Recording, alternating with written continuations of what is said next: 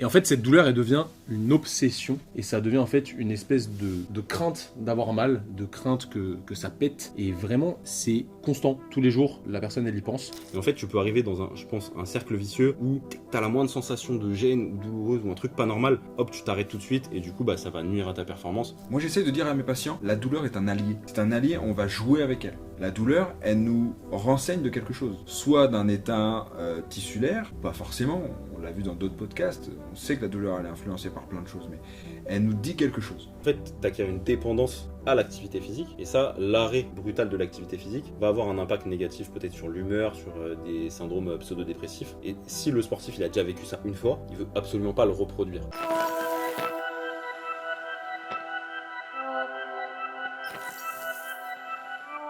Salut les amis, bienvenue dans ce nouvel épisode du Training Therapy Podcast saison 2. Aujourd'hui, l'heure est grave, vous voyez que j'ai la lumière à fond sur moi. Les gars, je vais vous poser une question que beaucoup de nos followers, comme on dit, se posent et qu'on s'est tous potentiellement posé ici parce qu'on a tous été plus ou moins sportifs à des niveaux différents. Je vous ai pas préparé, c'est vraiment une question qui arrive comme ça. Elle se pose en hélicoptère et il va falloir y répondre en étant le plus objectif possible. Non, pas en étant en hélicoptère. Ça va, parce que là, sinon, je quitte la salle. Je vous recontextualise un petit peu les choses. Souvent, quand un sportif se fait mal, au début, il tire un peu sur la corde. Tu vois, il continue à s'entraîner, il se dit, bon, la douleur, elle va passer, etc. Et puis, petit à petit, ça passe pas. Et au lieu de forcer, il devient limite kinésiophobe. Donc, kinésiophobe, pour ceux qui n'ont pas la référence, c'est avoir peur du mouvement. Et en fait, cette douleur, elle devient une obsession. Et ça devient en fait une espèce de crainte d'avoir mal, de crainte que ça pète. Et vraiment, c'est constant. Tous les jours, la personne, elle y pense. Elle se dit, putain, j'ai mal, ça va m'empêcher de performer, ça va m'empêcher de progresser, je vais pas pouvoir m'entraîner avec mes potes, etc. Et au final, même si la douleur n'est plus forcément très forte, il y a une espèce de crainte qui est toujours un peu en mode épée de Damoclès, qui est au-dessus de nous. Est-ce que vous avez déjà vécu ça? Est-ce que vous avez déjà eu des patients qui ont eu ce syndrome du sportif blessé? Je vais appeler ça comme ça. Comment vous le gérez? Qu'est-ce qu'on peut faire pour aider ces personnes? Je vous ai pris de court là. Hein. On a combien de temps pour réfléchir? 19 minutes. Ok. Alors, moi, ça m'est déjà arrivé parce que j'étais judoka et je faisais des compétitions et juste avant ma plus grosse échéance, je suis tombé sur l'épaule. Il s'avère, je l'ai su après, que je m'étais fracturé la clavicule. Je Ok. savais pas. Ah, mais toi, t'es un dur au mal, toi. Et ouais, je déteste les patients quand ils me disent ça, c'est insupportable. Moi, j'ai mal, mais bon, moi, je suis un dur au mal. Ah je suis ouais. quelqu'un qui tolère bien la douleur, hein, vous savez. Tu t'imagines un mec du GIGN dire franchement je suis dur au mal. C'est vrai. Bon bref, peu importe, on digresse. Et donc du coup je m'étais blessé à l'épaule et j'avais mal, évidemment, mais je voulais absolument faire cette compétition. Et en fait, la douleur était tellement présente dans mon esprit que je ne pensais qu'à ça. Je ne pensais que au moment où la douleur allait être insupportable, si elle allait l'être. Et en fait, j'étais pas du tout dans ma compétition et je me rends compte que, en fait, à part être sur le tatami, j'ai rien fait du tout, quoi. Hein. J'étais tellement focus là-dessus qu'en fait, ça ne servait à rien de continuer ma pratique sportive. Et donc, du coup, cette expérience-là m'a appris en tant que kiné après à gérer les objectifs des patients qui sont pas forcément les miens en tant que professionnel de santé. Très important.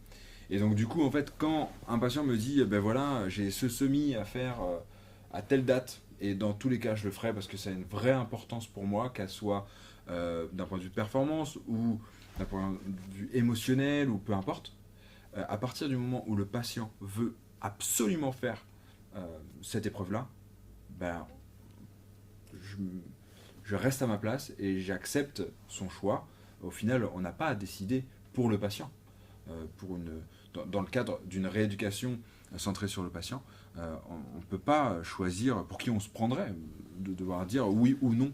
Après, quand on me demande mon avis, évidemment que je donne en tant que professionnel de santé par rapport à sa santé, par rapport à la prévention, par rapport au risque de blessure, etc., etc.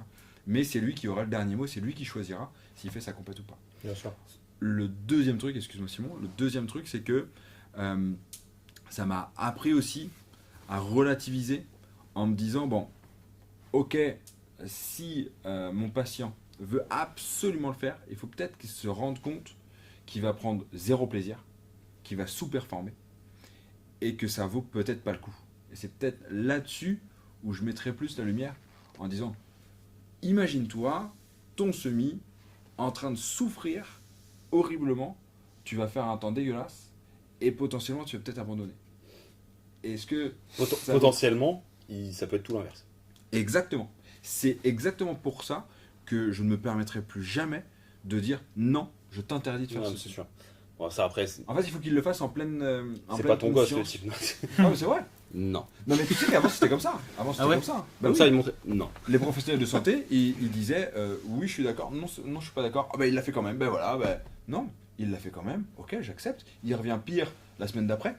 Aucun problème. C'est pas grave, je vais l'aider quand même. Mais évidemment que je vais l'aider. C'est pas parce qu'il est contre mon avis et qu'il a pris une décision différente. Moi, je suis, en tant que professionnel de santé, juste vecteur de conseil. Mais en aucun cas, on doit décider, on doit juger si on le prend en charge ou pas, quoi. Et je veux pas que mes patients ils viennent en culpabilisant d'avoir fait leur épreuve sportive, quoi. Comment tu peux aider cette personne d'un point de vue gestion psychologique de la douleur, blessure? Bah, d'un point de vue psychologique, déjà ça va dépendre de l'importance de la blessure. Parce que moi, bon, clairement, si j'y pensais énormément, c'est parce que j'avais très mal, parce que c'était fracturé. Donc j'étais un peu débile dans le truc, faut le dire. Ne te blâme Ne te pas. juge pas. Ne te blâme pas. Merci. T'étais dur au mal. Mais en tout cas, peut-être en effet que ces gens-là, ils ont plus besoin de... Moi j'essaie de dire à mes patients, la douleur est un allié. C'est un allié, on va jouer avec elle. La douleur, elle nous renseigne de quelque chose. Soit d'un état tissulaire, pas forcément, on l'a vu dans d'autres podcasts, on sait que la douleur elle est influencée par plein de choses, mais elle nous dit quelque chose. Et généralement, elle nous dit qu'on a mis une contrainte qui était trop importante par rapport à ce qu'on était en capacité d'ingérer, quoi. Donc du coup, je vais essayer de faire comprendre à mon patient qu'au lieu de la prendre comme une ennemie contre laquelle on se bat, ben au contraire, on va jouer avec elle pour pouvoir performer au max grâce à elle. Donc c'est pour ça que j'aime bien quand mes patients, dès le début de la rééducation, je leur explique qu'on va gérer la douleur. Alors ça dépend des pathos, mais généralement, on peut jouer avec la douleur sur une échelle de 2 à 3 sur 10 en EVA. Et donc si je lui dis directement ça, ben, il va comprendre que voilà, on peut faire avec. Alors que si on dit non, c'est règle de non-douleur absolue, sinon tu vas t'abîmer, eh bien ça va être, on va augmenter le catastrophisme, et donc du coup, on sera contre-productif, quoi. Ok. Quelle est ton expérience personnelle là-dessus? Moi, je trouve ça. Enfin, il y a un truc déjà sur la question que le patient te pose, où il te demande ton avis un peu indirectement, tu vois. Ouais, mais j'ai un match dimanche. Tu sais, il te dit pas, ouais, est-ce que je peux jouer? Ou parfois, il te demande ça clairement. J'aime bien l'amener en leur disant, bah écoute, alors déjà, d'une, c'est pas moi qui vais te dire ce que tu peux faire ou ne pas faire, c'est ta décision et c'est toi qui es responsable. Et deuxièmement, il y a mon côté professionnel de santé qui va, je leur dis, voilà, moi, ma casquette de kiné, je te dis, je pense que c'est pas la meilleure chose à faire, il y a un risque en fait, qu'on empire et qu'on perde du temps après. Et après, je leur dis, je suis aussi quelqu'un de sportif et j'adore la compétition, le compétiteur que je suis, moi perso, je le ferai. Parce que je sais que je le ferai, tu vois, personnellement, à la place de la personne. Mais après, je lui dis, voilà, toi tu sais, en fonction de si tu es plus conservateur ou plus, on va dire, tu as plutôt tendance à prendre des risques par rapport à ça, la personne elle va savoir se situer. Et en vrai, dans la majorité des cas, quand tu dis ça aux gens, ils y vont pas. Je trouve, tu vois. Et au final, c'est bien pour eux. Mais en fait, les gens, quand ils te demandent ton avis, c'est plutôt pour Ils confirmer préféraient que tu le lui leur. dises non, comme ça il y va pas. Et il Ouais. dit, ah, c'est le kiné qui m'a dit de pas y aller, c'est pas eux qui ont choisi. Ouais, ouais, je Donc vois c'est ce plus que facile pour eux. C'est bien de déresponsabiliser. Ouais, exactement.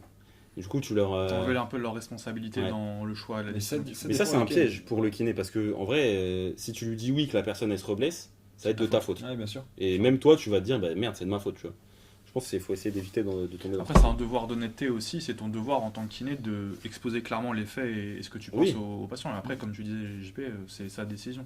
La décisionne. Et- Comme disait Griezmann. Et je pense que, tu vois, tu as parlé d'un truc important, c'est la notion de risque. Belle référence. Et en fait, sur les gros papiers de RTP, ils parlent de risque tolérable. Mhm. C'est-à-dire que, en fait, tout est contexte dépendant. Bien sûr. Il y a un risque, s'il est de 10%, est-ce que ça vaut le coup de risquer 10% pour un match qui vaut pas le coup, C'est ça. qui n'a aucune importance C'est ça, exactement. Contrairement à ça, tu joues la finale de la Champions League. Mais croisé ou pas, t'y vas, mon pote. Exactement. Il y a 50% de chances que tu te pètes. C'est parce qu'il s'était dit finale Ligue des Champions avec tous les joueurs du Real qui sont allés un peu blessés. Ah oui, Avec Benzema, l'époque tout. Benzema. Ouais, exactement. Même 90% de chance, t'y vas, tu vois. KB9, il était jamais blessé, mec. Si, au doigt. Au doigt. Ah, ça. Non, mais franchement, je pense que ça, c'est très intéressant. Et après, je pense que sur la. En fait, les sportifs, ce dont ils ont peur avec la douleur, c'est de ce que ça va engendrer, l'arrêt de la pratique. Peut-être qu'ils ont vécu aussi quelque chose de pas forcément agréable suite à une précédente blessure. Tu t'arrêtes, il y a l'aspect social qui peut s'arrêter. Parfois, il y a certains sportifs, surtout les jeunes, c'est leur seule sortie, entre guillemets. Ils ont tous leurs potes au foot, au rugby. Si tu t'arrêtes de t'entraîner, bah, tu te retrouves un petit peu exclu, entre guillemets. Tu sais que physiologiquement, tu vas avoir moins de sécrétion hormonale, d'hormones du plaisir. Donc, en fait, tu acquiers une dépendance à l'activité physique. Et ça, l'arrêt brutal de l'activité physique va avoir un impact négatif peut-être sur l'humeur, sur des syndromes pseudo-dépressifs. Et si le sportif il a déjà vécu ça une fois, il veut absolument pas le reproduire. Donc en fait, il anticipe peut-être la conséquence d'un arrêt de la pratique sportive. Et du coup, il n'arrive pas à se dire, ok, là c'est le moment, il faut que je prenne le temps pour moi, pour éviter que ça s'empire, parce que fondamentalement, bien souvent, il peut quand même continuer avec sa douleur. Et quand ça devient brutal d'un coup, bah là, il n'a pas eu le choix, mais c'est pas sa responsabilité, encore une fois. C'est pas sa faute. C'est la décision, je pense, qui est assez compliquée. Et en fait, je pense que ça, nous, notre rôle, c'est d'essayer d'éduquer la personne en lui expliquant que la blessure, finalement, c'est pas grave. Et qu'on va pouvoir s'en servir pour lui. Exactement. C'est-à-dire que la blessure, pour moi, c'est le moment où tu as tout le temps devant toi pour mettre en place les trucs que tu ne peux pas faire quand tu t'entraînes parce que bah, l'entraînement spécifique est plus important. Ouais. Et moi je dis tout le temps, la blessure c'est une opportunité Exactement. pour revenir meilleur. Franchement, quand tu vois des sportifs de haut niveau, tu vois dans le rugby, je me rappelle de Vincent Clerc à l'époque qui s'était fait les croisés. Franchement, il était revenu un an après. Mon pauvre, il avait pris des biceps, mon gars. C'était un monstre. Pareil, Antoine Dupont, il s'est pété. Il est revenu encore meilleur que quand il s'est blessé, tu vois. Et en fait, c'est vraiment ça qu'il faut comprendre, c'est que, ok, tu t'es blessé, ok, tu as énormément de frustration, c'est normal, mais il va falloir rediriger cette frustration dans ta rééducation, ta performance, pour essayer de comprendre pourquoi tu t'es blessé, limiter ça, et arriver, quand tu reviens, t'es tranchant, chaud. C'est une très bonne période. Qu'est-ce que t'en penses? Moi, je suis assez d'accord avec ce que Simon vient de dire, enfin ce que vous deux vous venez de dire, et aussi surtout vis-à-vis de l'éducation. C'est-à-dire, ok, il vient avec toi, s'il est obnubilé un petit peu par sa douleur, que ça l'empêche de pratiquer pleinement, qu'il est toujours soucieux un petit peu de ça. Déjà éduquer, ok, pourquoi t'as mal, s'intéresser vraiment à la personne, les enjeux qu'il peut y avoir derrière tout ça aussi, lui expliquer tous les mécanismes, potentiellement le faire accompagner si c'est un sportif de haut niveau, par peut-être un préparateur mental aussi, c'est important de Ou savoir. psychologue du sport. Hein. Ouais, ou un psychologue, Ah tout oui, simplement. Enfin, ça se dit, je crois. Mais en fait les psychologues du sport, le terme prépa mental, il n'est pas protégé. Donc en Oui. fait, Tout le monde est prépa mental. voilà c'est ça, c'est un peu le problème quoi. Si on veut rediriger, en effet on peut rediriger vers un psychologue du sport qui fait de la préparation C'est mentale. une spécialité. Oui tout à fait. Ok. Très stylé. Donc du coup, tout ça à mettre en place de son côté. Après, comme disait Simon aussi, c'est une opportunité de travailler plein de choses, lui expliquer pourquoi tu travailles. Moi, perso, dans ma pratique, je suis pas très axé sur la douleur. Je le dis la vérité, c'est pas mon focus principal. Sauf si c'est une demande express du patient. Je dis écoute, pour l'instant, je sais que tu as mal à ton échelle, si c'est pas trop invalidant pour lui, on va bosser plutôt sur ça et mettre des petites doses pour travailler un peu dessus. Mais je vais pas me focaliser sur ça, sauf si c'est ce qu'il demande principalement, parce qu'il y a plein d'autres choses à bosser et que bosser plus sur ça nous enlèvera du temps pour bosser sur d'autres choses. Du coup, c'est juste une question de priorité. Et après, on se met d'accord, donc c'est vraiment un accord entre le patient et moi. Et après, derrière tout ça, en fait, l'idée, ça va être quoi? C'est l'habituer aussi à jouer sous douleur, tu vois. Lui montrer que, ok, mec, c'est pas grave en vrai, tu vois. Là, t'as joué sous Bien douleur, sûr. tu t'es rééduqué, c'est bien passé. Tu continues à progresser parce qu'à côté, on fait le taf, on fait le taf qu'il faut faire, toi, tu fais le taf qu'il faut faire et il n'y a pas de souci. Et progressivement, ça va diminuer, c'est ok. Et quand il a plus mal, même, ce qui m'arrive de faire des fois, c'est de provoquer la douleur volontairement Parce qu'on sait très bien qu'au niveau des influx, enfin au niveau de la force musculaire, au niveau de plein de choses, quand on a mal, on est un peu inhibé à ce niveau-là. Et du coup, l'idée, c'est quoi? C'est de Mettre des coups de l'exposer. pied. Comment? Mettre des coups de pied. Exactement. Non, de l'exposer justement à ce genre de stimulus pour qu'il apprenne à réagir et contrôler l'environnement et lui, son corps, face à cette réaction-là. Tu vois.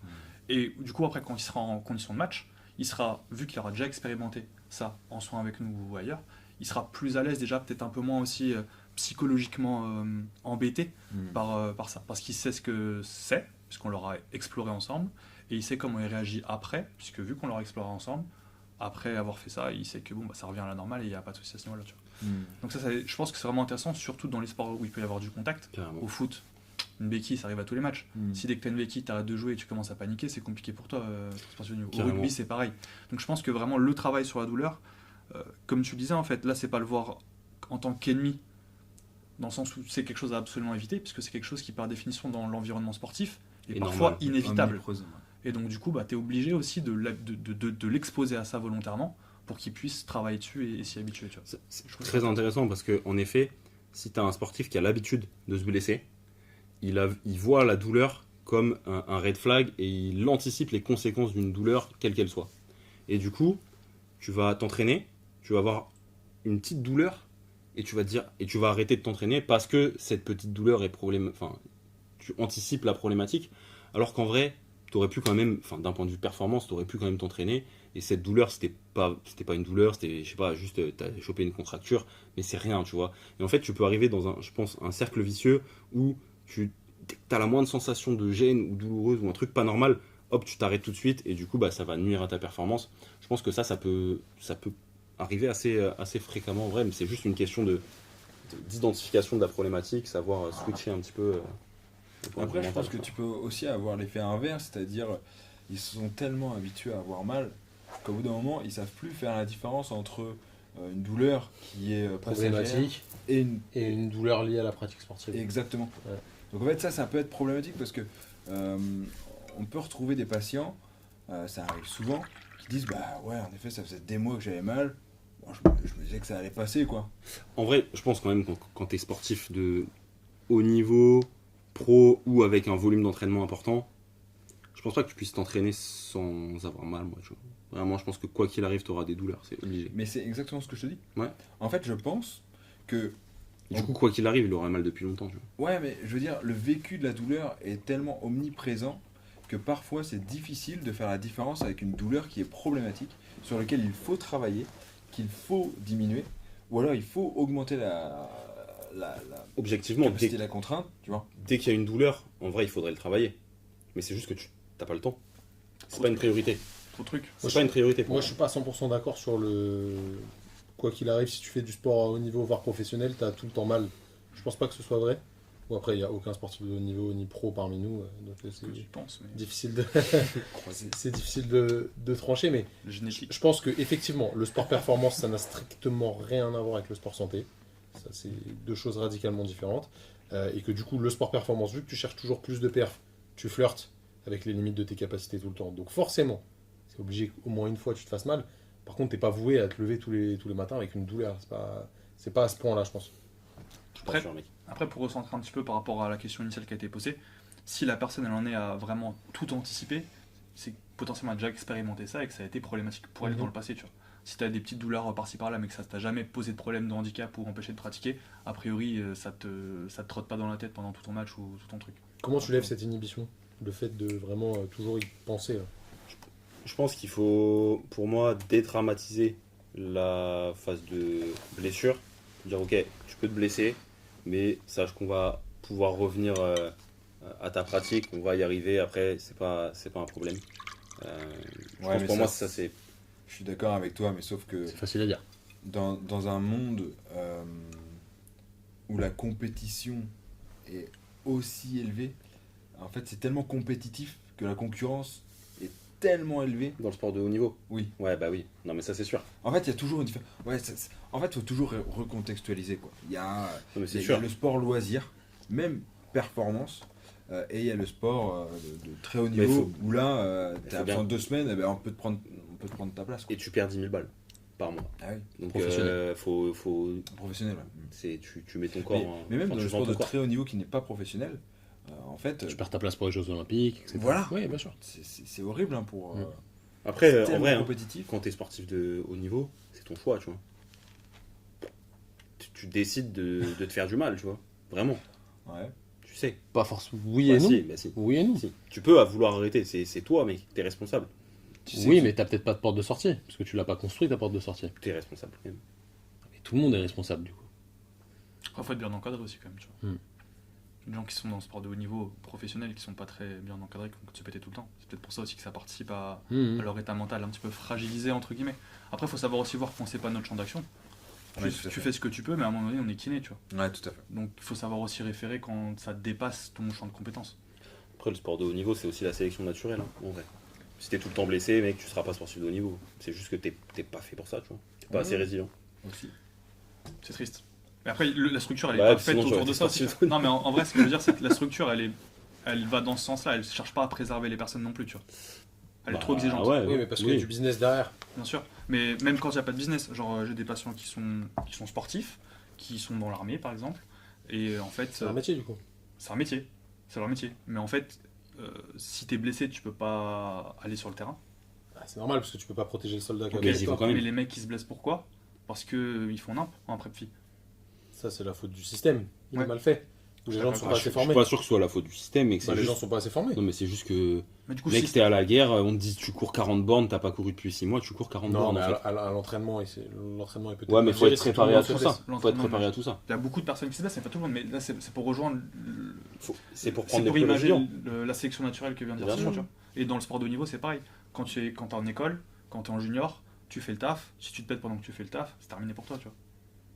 Et ils vont pas adapter le travail en amont pour toi, ta personne, etc. C'est si tu passes pas, Ok. c'est que tu peux pas passer. T'as pas les T'as pas capacités les pour capacités aller pour en. tolérer plus. Du coup, quelles questions vous poseriez à des patients où vous suspectez un peu ça pour savoir déjà si c'est le cas, s'il y a ce problème un peu de conscientisation trop importante de la douleur, cette peur un petit peu de la reblessure, etc. Et pour savoir s'il faut les réorienter ou pas. Franchement, pour moi, un questionnaire qui est indispensable, c'est le AFAQ. Athlete Fear Avoidance Questionnaire. Ah, j'ai bugué un peu. Bref, AFAQ, let's go. en fait, il permet d'évaluer l'état psychologique du sportif, de l'athlète, vis-à-vis de sa pratique sportive. Est-ce qu'il a de l'appréhension? Comment est-ce qu'il se sent vis-à-vis des autres? Donc ça, pour moi, c'est un obligatoire, enfin un essentiel, Must have, comme on dit un en essentiel English. dans un bilan pour un sportif, pour évaluer cet aspect psychologique. C'est très simple, top questionnaire. Ouais, complètement. Et en fonction des pathos, après, il y a le ACL RSI pour les ruptures du ligament croisé qui vont être intéressants. Il existe pour l'épaule, pour la cheville. Mais je pense déjà, si on fait le AFAQ pour tout le monde, ça nous donne plein de billes et on a une image de l'état mental du sportif à ce moment-là. Ouais, moi je rejoins complètement Simon parce que, en fait, comme a dit Johan tout à l'heure, c'est pas notre taf à la base. Mhm. Et on est très peu formé à ça. Après, on Ah oui. discute beaucoup avec les patients quand même. Évidemment. Mais en fait, à partir du moment où on n'est pas spécialisé là-dedans, c'est dur d'être efficace, voire d'être efficient, et surtout de savoir déceler. Donc Ah du oui. coup, il y a des outils qui sont à notre disposition, qui ont été validés par des professionnels du métier. Bah, utilisons-les. Tu rajouterais un truc ou pas? Non. On est On pas mal. on est Bon. pas mal. On est bien. Bah écoutez les gars, c'était très intéressant. Merci pour vos avis éclairés. Si jamais vous avez d'autres tips pour prendre en charge les sportifs qui ont des douleurs un petit peu chroniques comme ça et surtout qui conscientisent beaucoup la douleur, dites-les nous en commentaire. Si jamais vous êtes sur YouTube, n'oubliez pas de vous abonner à la chaîne, c'est très important, et de lâcher votre plus beau like. Et si jamais vous voulez aller plus loin pour mieux raisonner cliniquement, parce que tout ça, ça fait partie du raisonnement clinique, au final, Carrément. savoir là où il faut appuyer et ce qu'il faut analyser, vous avez juste à cliquer sur le premier lien dans la description. On vous a préparé une formation gratuite, ça s'appelle le guide du kiné expert. Tu télécharges ça, tu regardes ça tranquille, ça va t'apprendre plein de trucs. Et si jamais vous êtes sur Spotify, Deezer, Apple Podcast, n'oubliez pas de ranker 5 étoiles, review. Évidemment, c'est super important, ça nous permet d'aller plus loin dans les charts et du coup d'inviter encore plus d'invités comme Johan, comme JP, qui sont assez exceptionnels quand on discute de ça, c'est toujours très intéressant. En attendant, prenez soin de vous, prenez soin de vos patients. Nous, on se dit à la semaine prochaine pour un nouvel épisode. Salut tout le monde. Salut à Salut. tous. Salut.